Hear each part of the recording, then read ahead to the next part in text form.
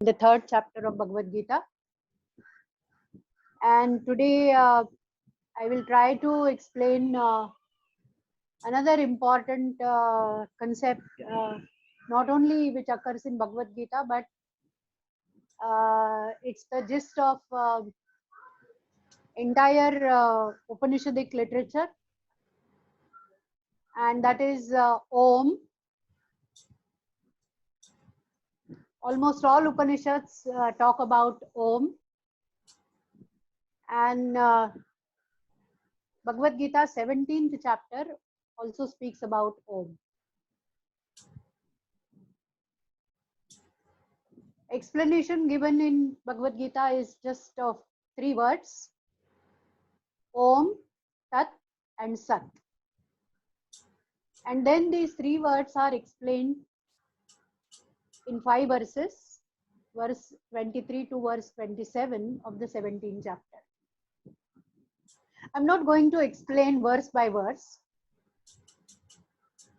I will just put forth the gist of it along with its relation to the concept of Lokasangraha and the contemporary relevance of these verses, or maybe Om as explained in 17th chapter. Om, Tat and Sat.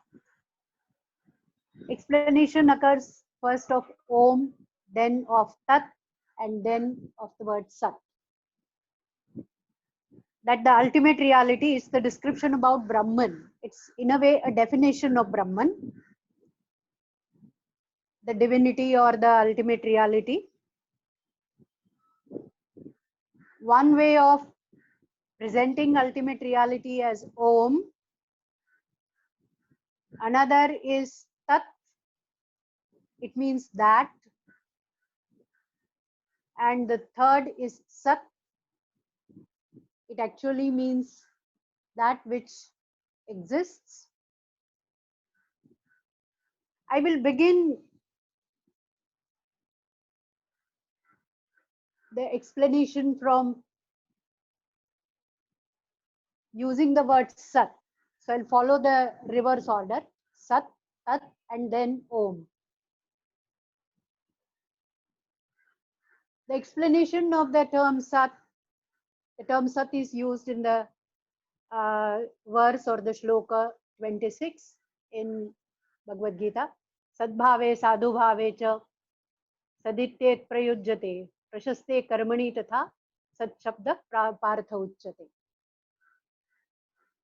The verse explains that the term Sat is explained, or the term Sat actually stands for 3 different aspects. It has 3 different meanings. Sat Bhava, it means that it stands for sheer existence, pure existence, the existence which encompasses everything, the existence which is really the root cause of everything, from which everything arises, and therefore it is called Satya, Sat, the truth, the divinity. It is also Chaitanya Chit, consciousness, as it is the ultimate reality which pervades everything, which is beyond time and space, which is beyond name and forms, and it can be explained in many ways. But the very fundamental truth is that it is the source of all existence. Now this again is explained in the concept of Tat. So I will touch to that particular part when I will explain the verse regarding Tat. So for the time being, the first interpretation of Sat is divinity, consciousness, or maybe the supreme. Because the second meaning of the term Sat, which is Sadhu Bhava, that Sadhu Bhava actually suggests that it is something which is the highest, the supreme, the superior.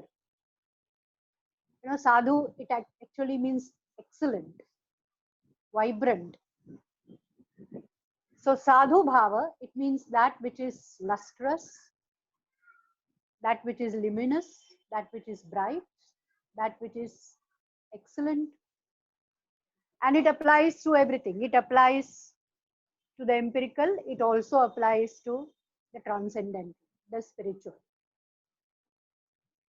So it is sadbhava, it is sadhu bhava.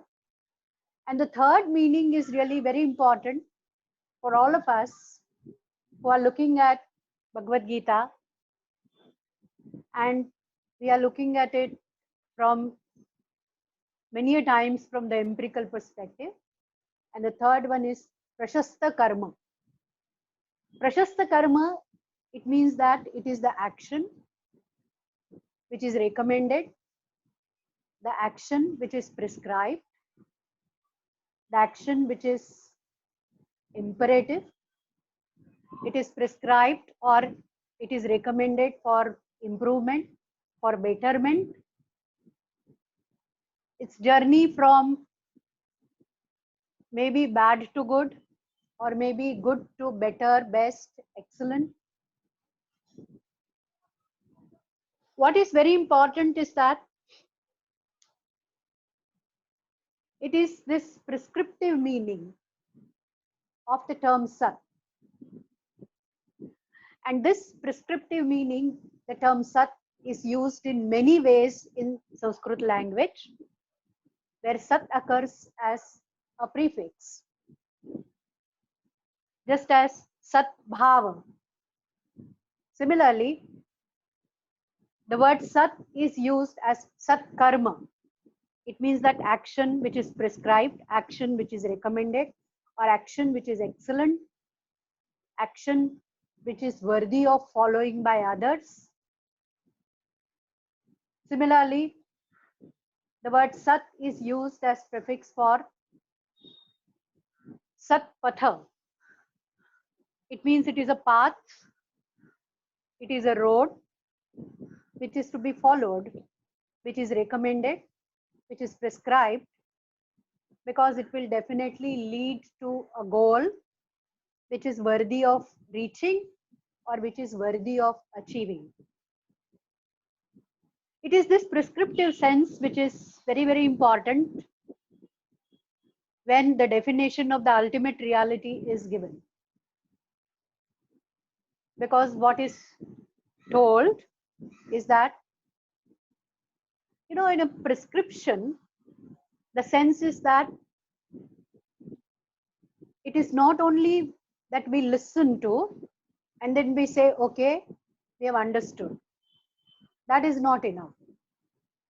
A prescription is something like to be acted upon. Say, for example, we are sick and we go to the doctor, and doctor gives us the medicine, and that is called the prescription. Doctor writes on and then says, well, this is a prescription. And when that paper is given to us, we don't sit quiet just reading the paper saying that yes, we have understood what the doctor has written, but we go to the chemist, we purchase the medicine and we take it. It means that we act upon it.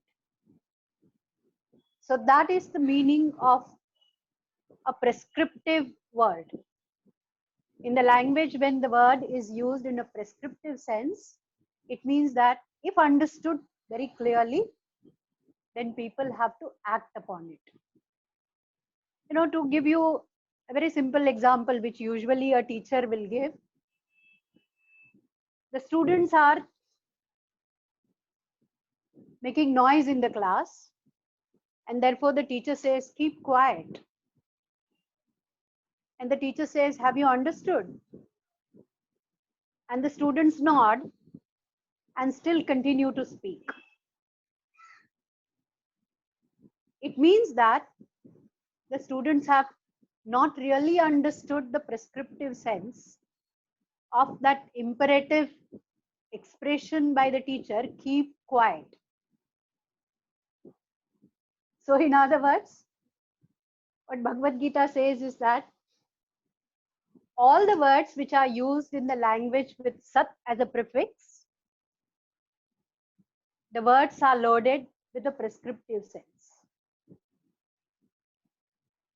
Now here, the ultimate reality is described as the existence, the pure, superior, highest, lustrous, and also the action which is prescribed. In other words, it suggests that to obtain that particular knowledge, to experience that particular knowledge, which is categorically different from that of an empirical one, but even for the empirical knowledge, following the instructions of the teacher or acting upon to achieve or to obtain the knowledge is very important.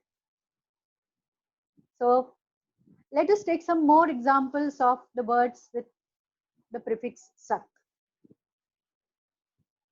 Say, for example, one very important word which is sat sanga. Now it is like sat patha, sat guru, for example. No ordinary teacher will take us to any extraordinary knowledge. If excellence is to be achieved, then to achieve that excellence, sat guru is very important. But in the usual parlance, when we are referring to achieving excellence at the empirical level, we may say, well, he's an excellent teacher. We may not call that teacher a Sadguru. When we use the term Sadguru, we really use it to indicate that he's a competent teacher who himself or herself has experienced about that ultimate reality, and he is capable of expressing it in the words, in the language, and also is capable of showing the path, just as it is Bhagavad Gita. So what is this sat and what is this prescription? A prescription is always for a change, a better change. It is for transformation. It is for going from lower to higher. And just as I was explaining this word satsanga or Satguru, here the term sat as prescriptive word is suggested that it's a transformation from good to better to best to excellent. And therefore, I'll just suggest one formula which philosophers always say when they discuss philosophy and relevance of philosophy, is that always present is crisis. And usually human persons are desirous of overcoming the present as crisis and want some solution that may be called a liberation. Now, what actually is the crisis? According to Bhagavad Gita, the crisis is, as I've already explained in my earlier lecture of Loka Sangraha, that the crisis is Janami Dharmaha Nacha me pravrutti. It means that we know what is good, what is auspicious, what is ethical, what is right. We know that we have to give up selfishness, we have to give up our anger, we have to give up our kama, krodha, lobha, mada, moha, matsara, etc. Jealousy, hatred. All those we know that are hindrances. At times we are aware that we are short-tempered, but we are not able to still overcome it. In Mahabharata, Duryodhana says this. He says that I know what is virtuous, but still I'm not able to follow it. So this is the crisis. The presenter's crisis, it means that everyone faces this crisis. We know we have to give up our laziness, but at times we really find it very difficult to overcome. To overcome this crisis, the praxis is advocated, and that praxis is that it is satsanga, or it is satpatha, or it is reading a good book. Now, satsanga, it means that it is listening to the words of a person who is capable of guiding in a very effective way. Now, how is it that it is connected with Loka Sangraha? It is connected with Loka Sangraha because satsanga cannot be done in isolation. Tapa can be done in isolation. Meditation can be done in isolation. But if we have to act upon, and if we have to listen to some guidance, and if we require guidance of a competent guru or something like satsanga, then it cannot be done in isolation. We need to go to people. We need to have a participatory activity. It must be either with the guru and then oneself, or a like-minded people and guru giving guidance to the like-minded people. Just as we decide to join a particular academic course, and then after joining that particular course, we join that group, and then we listen to the discourses, and we want to achieve that particular path or that particular degree.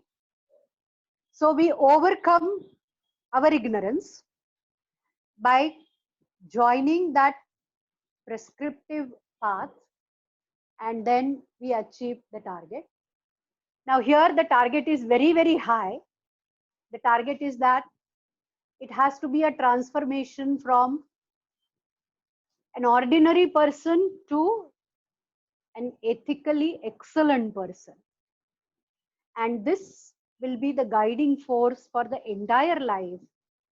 And therefore, again, what is recommended is that here we have to do that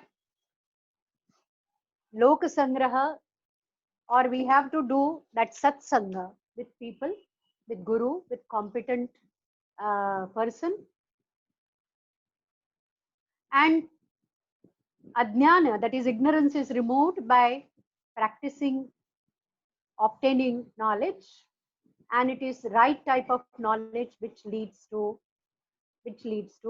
liberation, or which leads to that excellence. It's the company of pious persons, virtuous persons, knowledgeable persons. Now it may be knowledge empirical or knowledge divine.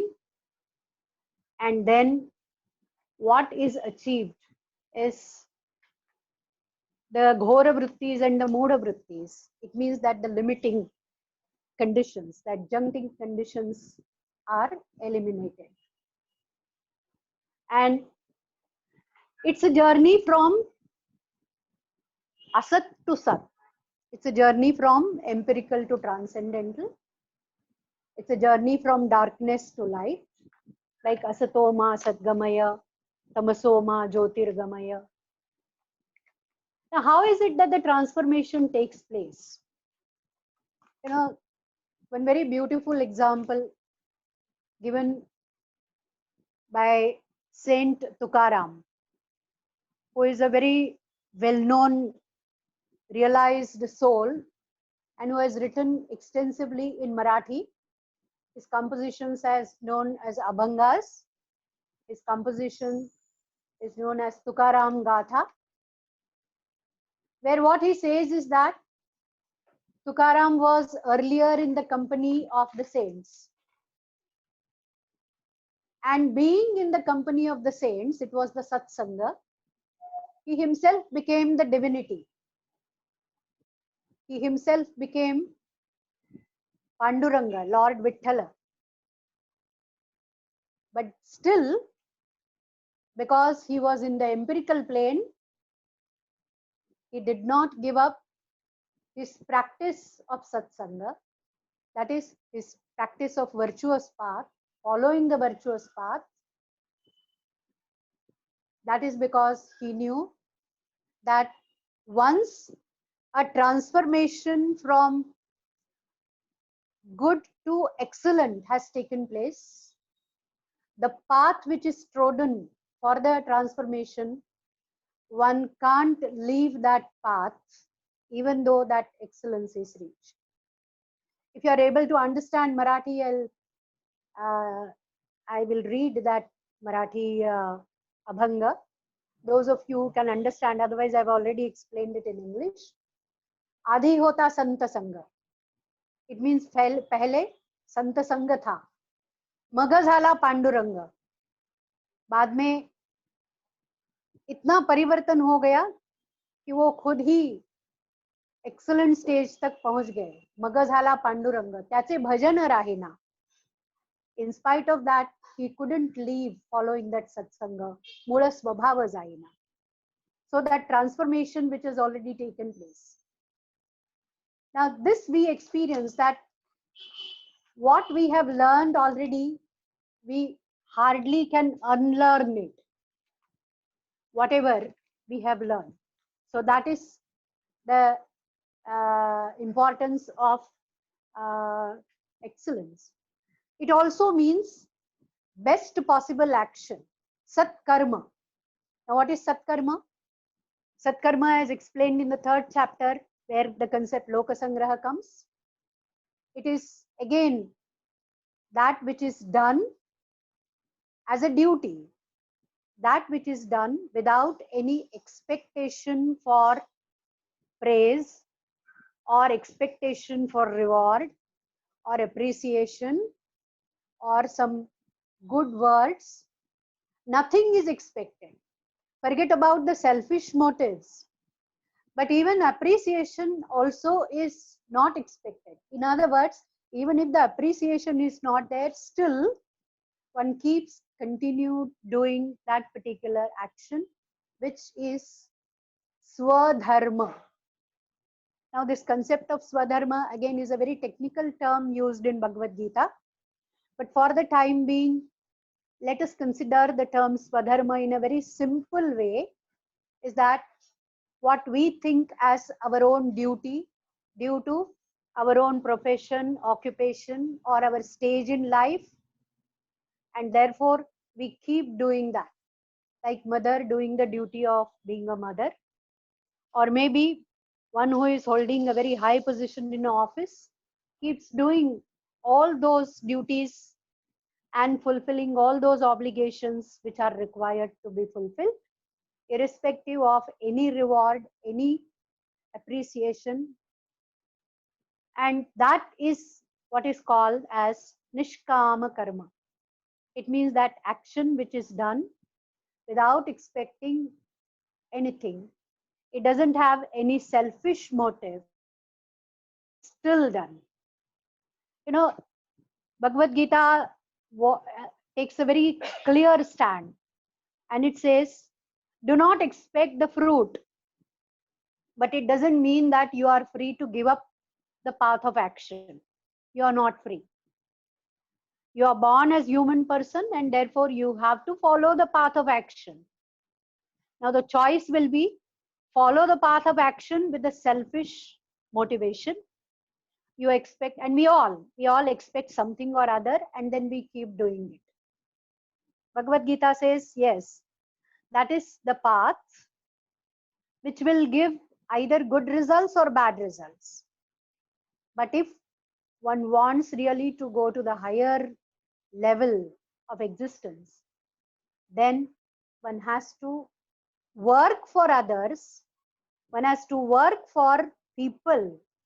One can't sit in isolation, but one has to work. So this much is about sadbhava, sadhubhava.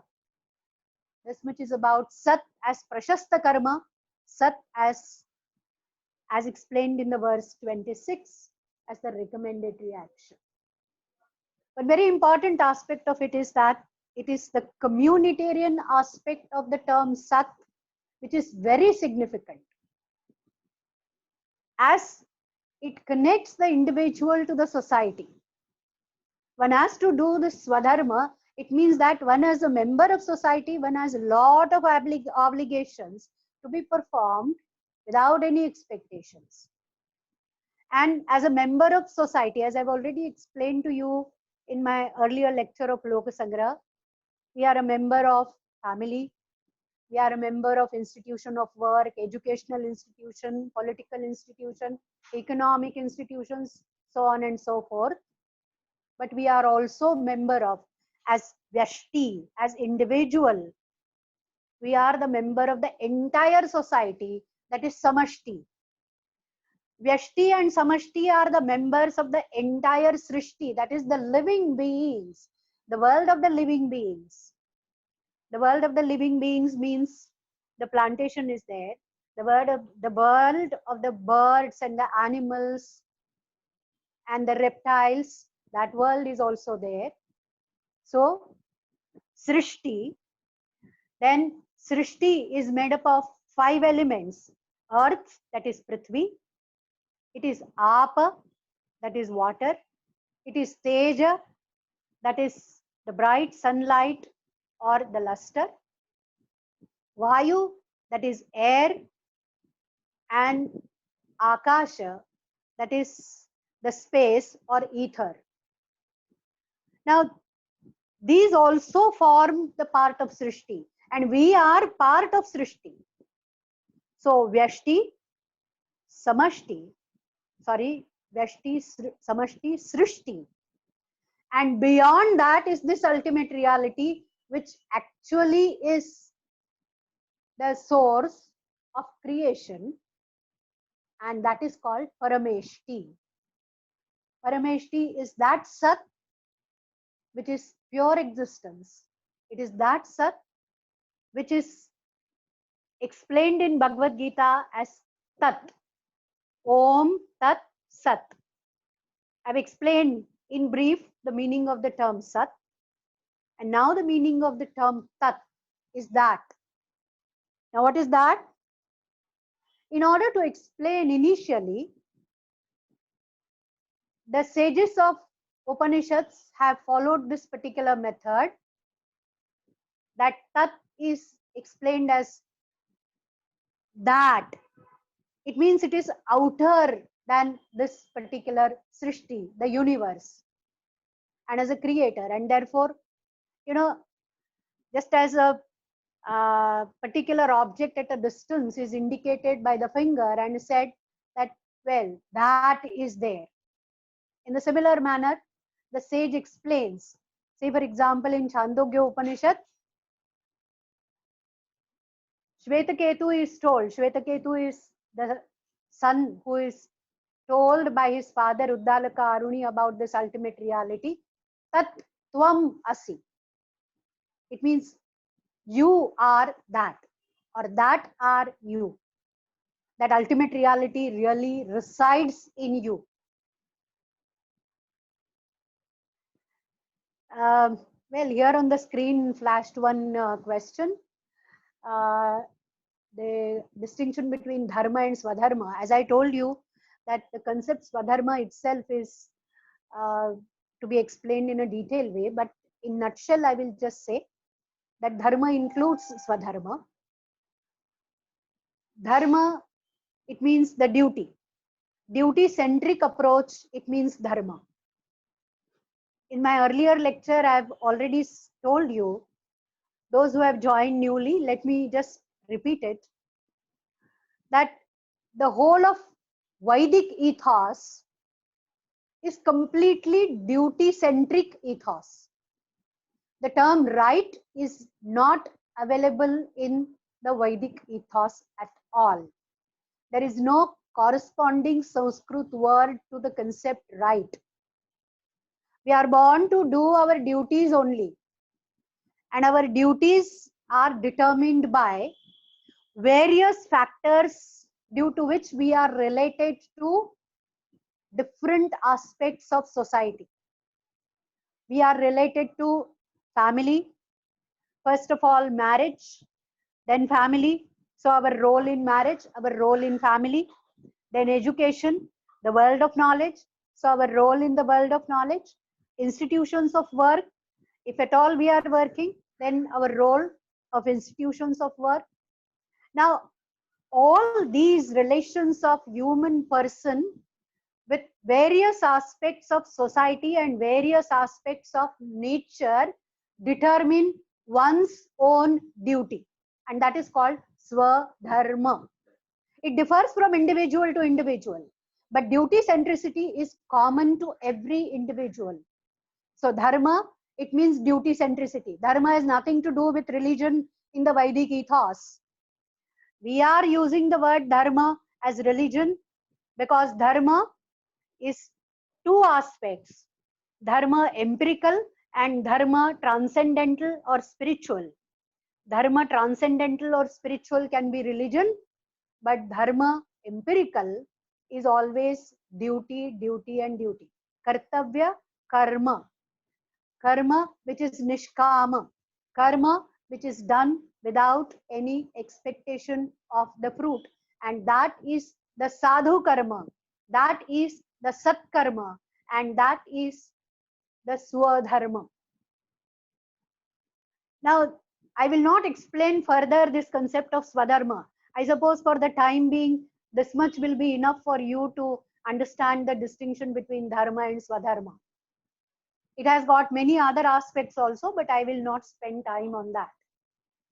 So, what is very important is that due to swadharma, we are connected with not only to the living world, we are not only connected with the human world, but we are connected with the living world also. Now, what is the living world? As I already told you, Prithvi, Aap, Tej, Vayu, Akash, and also all other living organisms. And therefore, we have our duty to all that which is Tat. And that Tat is that highest, the supreme, the divinity, the Brahman, the ultimate reality, which is the source of entire creation. It is the source of entire creation. It means that we are the part and parcel of the cosmos. We are the part and parcel of this universe. And therefore, we have a duty towards this universe. We don't have only duty to our family, to our children, to our institution of work, but we also have a duty to the universe. Now, the obvious question will be, but what is the duty to the world? Let us see the meaning of the term Tat. Let us forget about the entire cosmos, but let us confine ourselves only to the Srishti. It means that the living world, the world of the living organisms, and the world which consists of the Pancha Mahabhutas, Prithvi, Aap, Tej, Vayu, and Akasha. Now we have a duty towards this, is to take care of all this. It's a duty of ours. Now, why is it that this duty is given to only human beings, human persons? Because human persons are endowed with the best possible faculty, and that is the faculty of reason, consciousness, chit. We are the very consciousness. We are the very essence consciousness.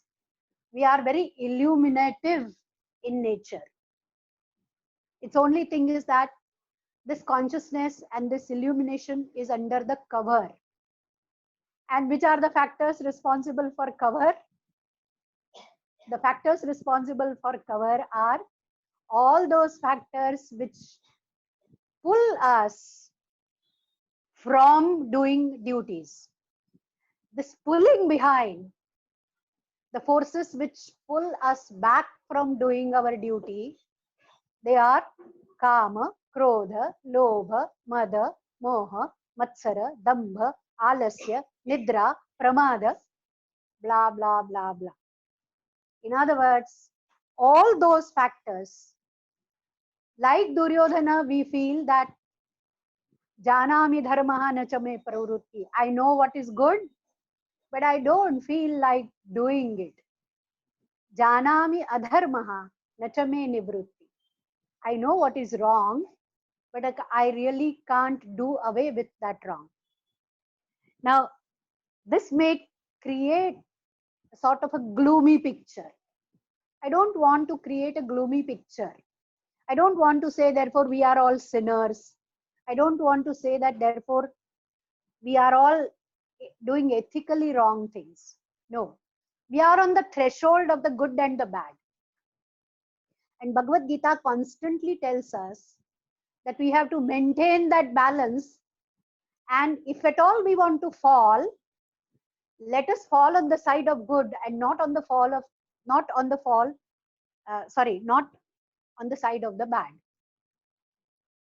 So it's a very difficult thing, maintaining the balance on the threshold and constantly being on the side of good or virtuous. And what is the virtue according to Bhagavad Gita? Virtue according to Bhagavad Gita is duty centricity. Now, what is our duty? Our duty as human persons is to protect every other entity in such a way that we also protect ourselves, and at the same time we protect others by avoiding all such pulling all such factors which pull us back, like anger, like greed, etc. Now let us take one example. We know that water is ample on earth. Especially in India, we have rivers flowing. And then the great mountain of Himalaya is providing ample water to all those rivers which have origin from Himalaya. But still, we also have a duty towards this. And very nicely, only with two simple concepts, the duty is explained. One is we have to have the approach of gratitude towards everything. Towards everything. The approach of gratitude. You know, in English, we say thank you, thank you, thank you. This approach of gratitude, it means that as if we say Namaha, Namaha, Namaha, Namo Namaha. We bow down to river. We bow down to mountains. We bow down to dense forests. You know, the concept of Devarai, that certain forests or even certain grazing grounds are kept for birds, animals, reptiles, and rivers are always considered as auspicious. Namo Namaha, the approach of gratitude, because they provide us water. So do not contaminate the rivers. You know, there is a story, and that story is told about a saint who belonged to the order of Paramahamsa, highest order. And his pupils, his shishyas, were taking a bath in a river, in a holy river. And while taking a bath, because they all were very young, they started playing in the water in a very vigorous way, creating unrest in the river. And the teacher called all the students back on the bank of the river and then said, you have forgotten one very important rule of your life, one very important duty of yours, and that river is like a mother. So enter into river as if you are on the lap of your mother. Now, the way you are swimming in the river, you are really troubling your mother. In other words, don't disturb the water too much. Otherwise, the whole water will be spoiled. And then it will take a long time to get the water clear. You know, something like lockdown in present situation. We see how rivers have become clean and clear. You know, somebody had sent me the pictures from Pune that the house is in Kothurud, and from Kothurud, one can very clearly take the picture of Simhagad because the air is very clear, is not polluted. Now who is polluting? We. So the kartavya, swadharma of regarding tat, which is connected with sat. Now see how this entire thing is connected with Om, the ultimate reality. So tat, it means that every creation is divine, and therefore every divine creation has its space, has its niche in this circle of Srishti. You know, I've explained you that the dot is we, that is the Vyashti, we as individual, and then it is society, it is Samashti, then it is Srishti, the still bigger circle. But we are connected with that bigger circle in so many ways, and we no doubt consume so many things from Srishti.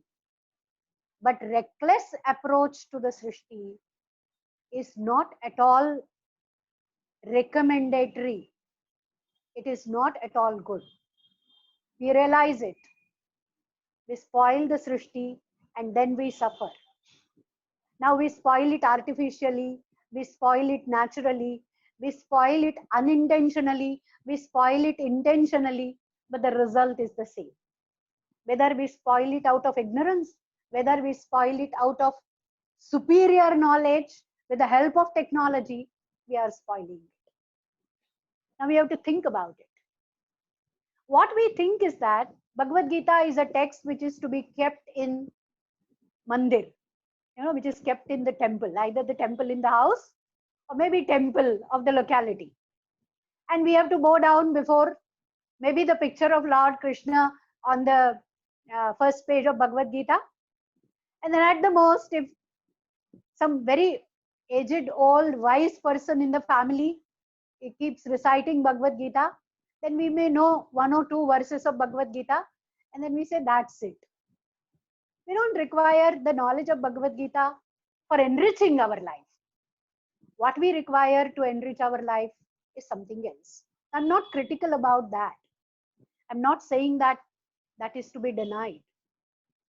The whole of Indian ethos never had said that that is to be denied. It never had said, say for example, let us come back to the term dharma. Dharma has very 2 basic aspects. Both are connected with duty centricity. It is Abhyudaya and it is Nishreyasa.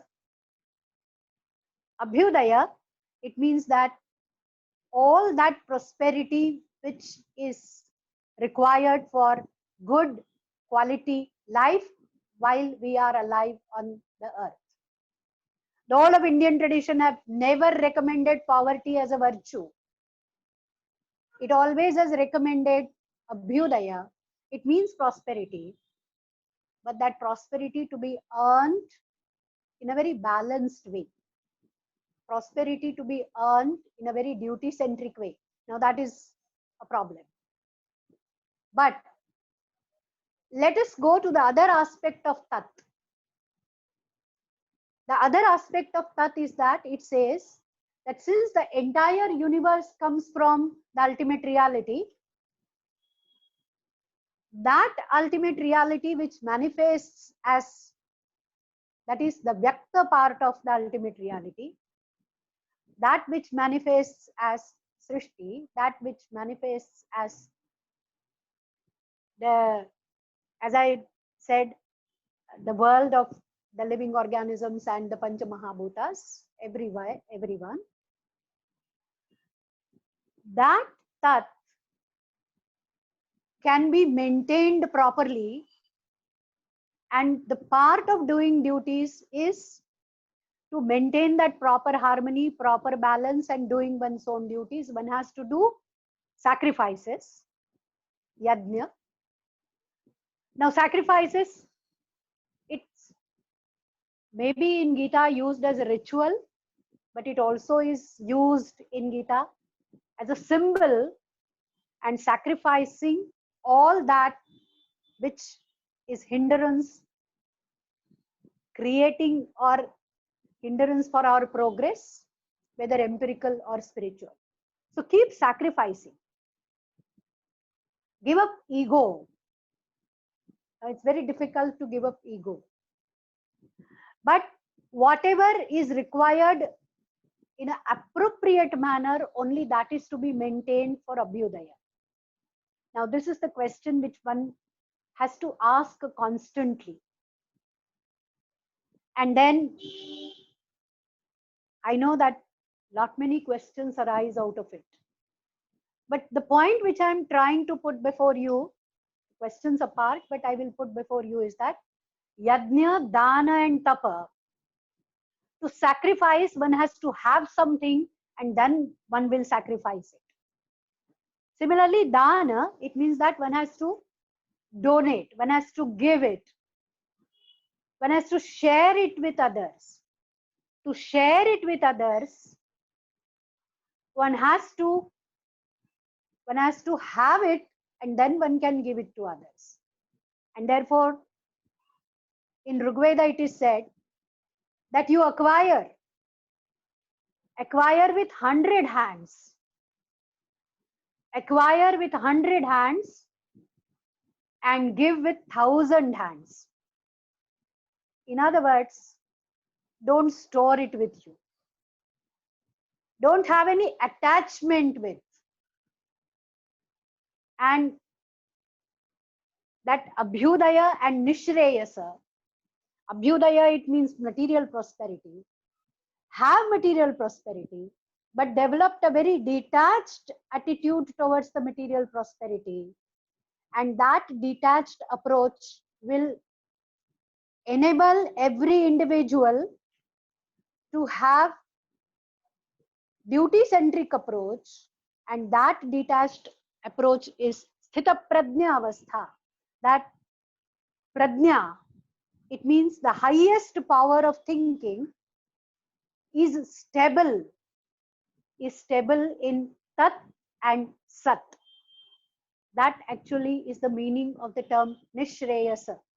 Abhyudaya is the duty-centric approach towards material prosperity, and Nishreyasa is a very, very stable and firm duty-centric approach for the attainment of the supreme highest knowledge.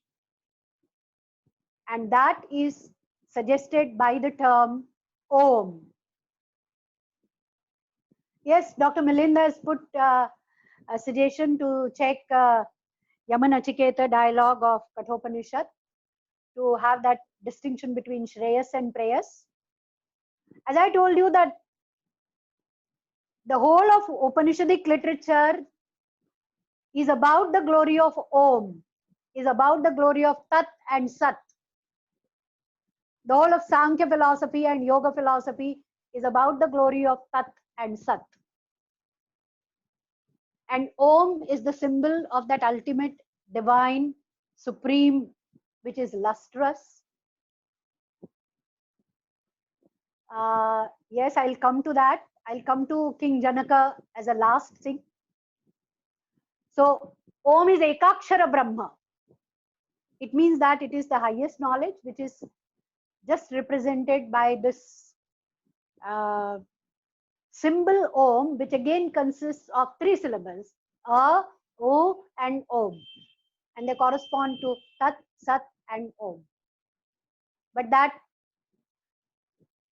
Om as a topic explained in Upanishads will be a topic for another lecture, because the whole of Upanishadic literature sings only the glory of Om and Om and Om. Open any Upanishad, whether it is the bigger Upanishad or the short Upanishad, the earlier Upanishad or the later Upanishad, you will definitely find the theme Om, that is the description of the supreme or the highest reality. And A, O and Ma, they represent this. It is also called Pranava, and it is also called Prana. Pranava and Prana, there is only one letter which is missing. And that is not missing, but it is the deliberate omission, because the highest reality or the supreme reality is always suggestively put forward. And that is called Paroksha Priyatva.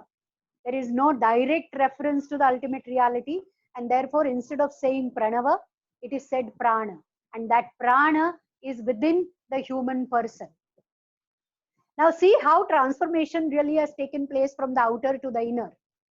The outer supreme reality is pranava. The inner supreme reality is prana. That we are alive because of prana. We are alive because of this vital air. And just as there are Pancha Mahabhutas responsible for the outer creation, for the inner creation, that is the Pancha Koshas, the Pancha Mahabhutas are responsible. But again, I will explain to you that some other time. Now, we are coming to the close of this lecture. And what I want to say is that transformation which has already taken place from finite to infinite. And therefore, the proper balance between Abhyudaya and Nishreyasa is maintained. And like King Janaka, the duty-centric approach is followed. Janaka is enjoying that prosperity, but is having that prosperity as a leader of his kingdom. And as a leader of his kingdom, he has that prosperity for his people, not for his own enjoyment. He has one leg in the fireplace and he has head with that sword hanging on his head. It means that who permanently knows that my existence on this earth is very impermanent. And at any moment, death will be there. So there is absolutely no point in enjoying, because we are on this earth not for bhoga. We are not here for right-centric approach. We are not here for enjoying, but we are here for doing our duties, and King Janaka is doing the duties. Yes, we definitely can relate it to para and apara. Abhyudaya is always lower, that is apara, and Nishreyasa is always para, that is the highest or the supreme. But I never wanted to introduce these technical terms in this lecture, and therefore I had avoided it since Manali had asked this. Yes, Manali, you are right. But only thing is that what I want to say is what we have to keep in mind. Sadbhave sadhu bhave cha prashaste karmani tatha. We have to keep doing that prashasta karma, which will lead us to higher and higher steps of the ladder.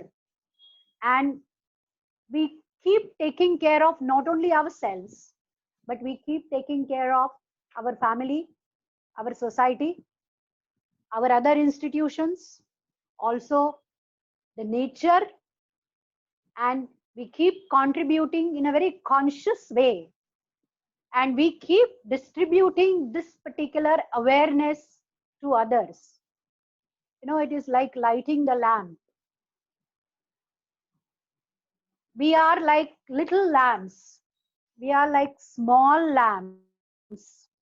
We may not have that bright floodlight capacity to illuminate the world around as the great saints may have that capacity. But we, as smaller lights, we still can eliminate some amount of darkness by doing our actions, by changing our behavior in good manner, and making others realize that our behavior is something which is different. And then we also may feel within that to some extent at least we have realized that, well, Bhagavad Gita, at least one verse, if we have understood. Saint Jnaneshwar in Marathi says, well, the whole, not Jnaneshwar, Eknath says about it, Namdev says about it, that the whole Jnaneshwari, the commentary on Bhagavad Gita with 18 chapters and so many verses, one may understand, one may not understand. But experiencing and realizing just one simple verse of Jnaneshwari will bring the transformation. ekatari ovi anubhavavi. So similarly, this is an attempt to explain to you simple 5 verses of Bhagavad Gita which sing the glory of Om, but it is no way different from Loka Sangraha. It is no way different from Sthita Prajna.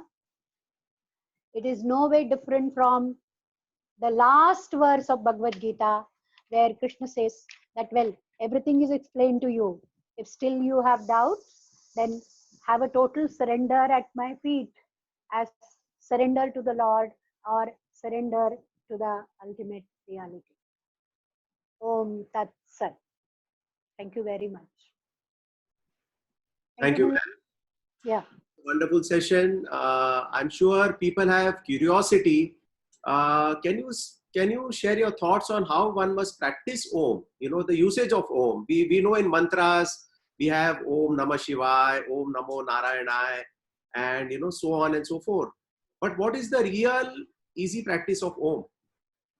You know, my perspective is different.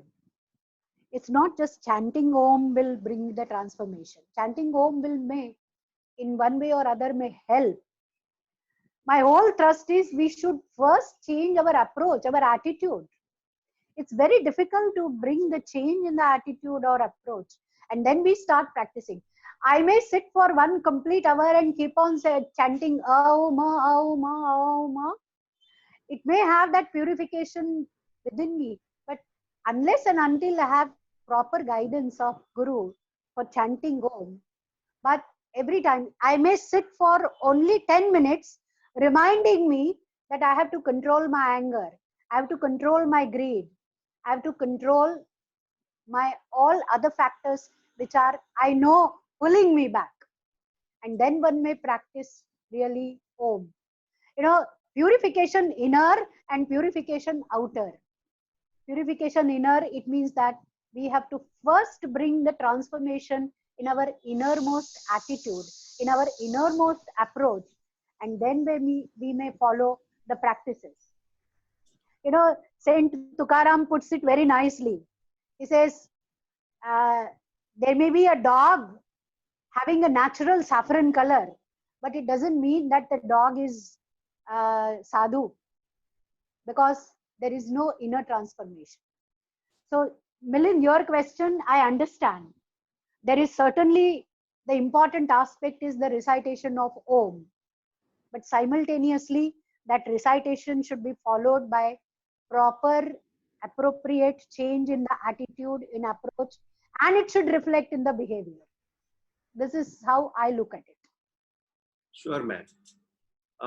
If anyone has a specific question, and we don't have much time, and I also want to run a quick poll so that I know, what feedback you have about Gita Way lectures. So, you know, Santosh and I will work on it, and will fine tune our programs, future programs.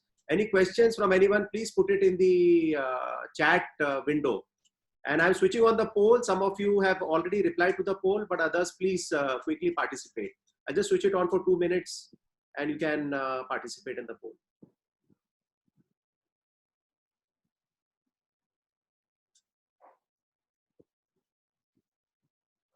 Okay, Milind? Yeah, ma'am. So, while people are entering the poll or answering questions, let me see if there is a question. Okay. King Janak transformed from finite to infinite. Did he become supreme absolute truth or God? King Janak, yes, he was a realized soul. Raja Rishi, you know what Chanakya calls in the sutra, that the ideal king is to be like a sage, Rishi. And we have that tradition that the kings were always like sages. They were the rulers, but they rarely ruled for their own alone prosperity. And they were not indulged in sensual pleasures. Some of the kings, of course, were. But as a rule and as a guideline, and therefore the name of King Janaka is used again and again in the Upanishadic literature. Okay, ma'am. So King Janaka was a realized soul. Yes. Okay, so that question is answered. I have one more. How does one bring about an attitude in oneself that he is a part of the universe and he has a duty towards the universe? I think the challenge. Gratitude, yeah, it's the practice of two things, gratitude and apology. I just mentioned one example, and some of you might be familiar with this particular practice. Our elders in the family, they used to tell us that after, say, evening, when the lamps are lit in the house, one is not supposed to pluck either the plant or the leaves or the flowers. So the evening time, and they always used to tell us that the trees and the plants, they are relaxing, and therefore we should not disturb them. I have come across a situation where we visited a rural part of Maharashtra, and we had told them that we'll come to you for dinner. It was the house of a priest, but by the time we reached that house, it was 9 o'clock evening, and the priest was waiting for all of us. He had everything ready. What he did is, he went to his garden, just the back door, carrying some rice grain in his hand, and he offered gratitude to the banana tree because he wanted to cut the banana leaves to serve as the food. And he said, sorry, I'm awakening you and I'm going to do a little harm to you. I know that you are just asleep, but please awake, because there are guests in the family and I have to entertain the guests as my duty. And all that he was chanting in Marathi so that we could understand. He cut the flower, I cut the leaf, and then he brought it to us. And similar approach is there in Rigveda, where for sacrifice, for yajna, a little twig of a tree is required as a samidha. And the sage is offering a prayer to that twig, saying that please allow me to pluck this twig and bear with that harm which I'll be creating to you. Please forgive me and please allow me. And I will cut only that much which is necessary to perform the sacrifice. And one more example. It's an example in the life of Vinoba Bhave, and it's between Mahatma Gandhiji and Vinobaji, where Vinobaji is given the responsibility to collect toothpick from the neem tree every morning at 3 o'clock for Bapuji. So he has to get up early. By 3 o'clock, everything is to be there. That twig is to be handed to Bapuji. So one day what Vinobaji did, he collected a few twigs lasting for, say, a week. And he handed those 5-6 twigs in the hand of Bapuji, saying that, Bapu, these are the twigs for you. Gandhiji just looked at those twigs and said, I never knew that you are so lazy, that you are reluctant to collect these twigs every day. What is the guarantee that tomorrow I will be alive and I will be using these twigs? So why is it that you have collected some extra twigs from the tree? That is what is gratitude and apology. It's very difficult, it's very difficult, it's very difficult, but still one has to keep reminding oneself so that at least one will not be spendthrift. Otherwise, I have so much, and I am the master of my belongings, and therefore I will go on spending the way I would like to be. That reckless approach is there. This is what is gratitude and apology. And there is a prayer in Rigveda where a fisherman, now profession is catch the fish. So he is offering a very sincere apology prayer and says, well, you know, I have to earn to support my family. So I have to do this as my profession. Please allow me to have at least that much which will support my family. Now you will ask me the next question, what is that much in the inverted commas? Now that depends on everyone's conscience. Thank you, Milind. Thank you, ma'am. Thank you so much.